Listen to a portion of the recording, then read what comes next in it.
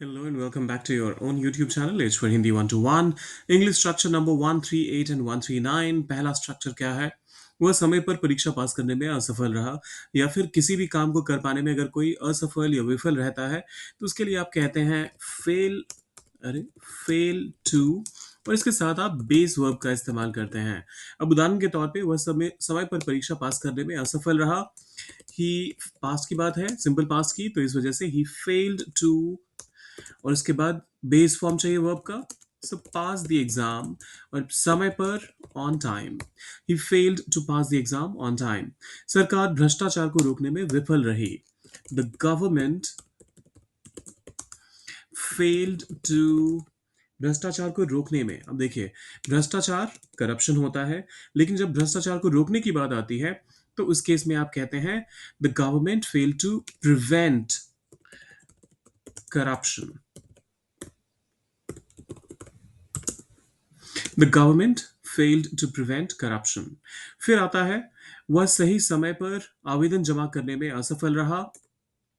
He failed to, जमा करने के लिए आप सबमिट वर्ड का इस्तेमाल कर सकते हैं। ही फेल्ड टू सबमिट, आवेदन के लिए आप एप्लीकेशन कह दीजिए, और किसी खास चीज के लिए एप्लीकेशन होगी तो आप द एप्लीकेशन कहेंगे। He failed to submit the application सही समय पर। अब इसके लिए ऑन टाइम ना कह के आप कहेंगे एट द राइट टाइम, या फिर ऑन टाइम भी चल सकता है वैसे, एट द राइट टाइम। वह सही समय पर आवेदन जमा करने में असफल रहा। He failed to submit the application on time या फिर एट द राइट टाइम। फिर आता है डॉक्टर मरीज की जान बचाने में असफल रहे। रहे, अब ये रिस्पेक्टफुली भी कहा जा सकता है, और एक ही मतलब एक पूरी टीम हो सकती है डॉक्टर्स की, उसके लिए भी कहा जा सकता है।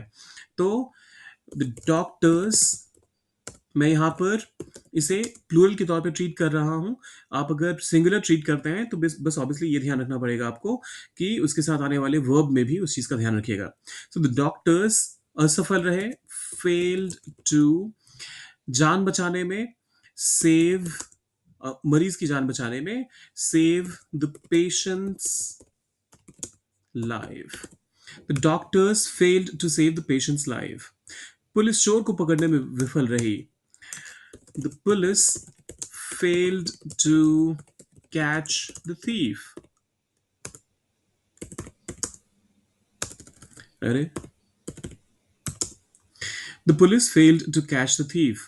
अब आता है दूसरा वाला स्ट्रक्चर, जहां हम कभी भी कुछ भी काम करना चाहिए तो इसके लिए आप शुड का इस्तेमाल तो करते ही हैं, लेकिन इसके अलावा आप ought to का इस्तेमाल भी कर सकते हैं। और ought to के साथ भी, जैसे शुड के साथ होता है, आप बेस वर्ब ही यूज करते हैं। हमें अपने माता पिता की इज्जत करनी चाहिए। We we ought to respect our parents। Simple है ना? We ought to respect our parents। फिर आता है तुम्हें अपने स्वास्थ्य का ध्यान रखना चाहिए। You you ought to take care of your health। सरकार को गरीबों की सहायता करनी चाहिए।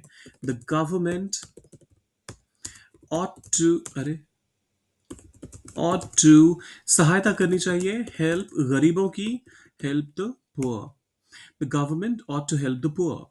छात्रों को रोज पढ़ाई करनी चाहिए। स्टूडेंट्स ought to, अरे बाबा, मैं हर बार आउट क्यों लिख देता हूं, ought to study रोज, डेली या फिर एवरीडे, दोनों ही चलेगा। फिर आता है आपको अपने वादे निभाने चाहिए। You ought you ought to, वादे निभाने के लिए आप कीप द प्रॉमिस का इस्तेमाल करते हैं। So you ought to keep the promise, अपने वादे कहा जा रहा है तो you ought to keep your promise. ये आखिरी वाला जो है ये आपके लिए है। हमें दूसरों की भावनाओं का सम्मान करना चाहिए। वी ought टू, सम्मान के लिए रिस्पेक्ट का इस्तेमाल होता है, भावनाओं के लिए आप क्या इस्तेमाल करेंगे? वेल, फीलिंग्स का इस्तेमाल कर सकते हैं। तो इन सबको एक स्टेटमेंट में बनाइए, एक इंग्लिश स्टेटमेंट बनाइए और डालिए उसे कमेंट बॉक्स में, और जाने से पहले सब्सक्राइब, लाइक और शेयर करके जाइएगा। मिलते हैं जल्दी।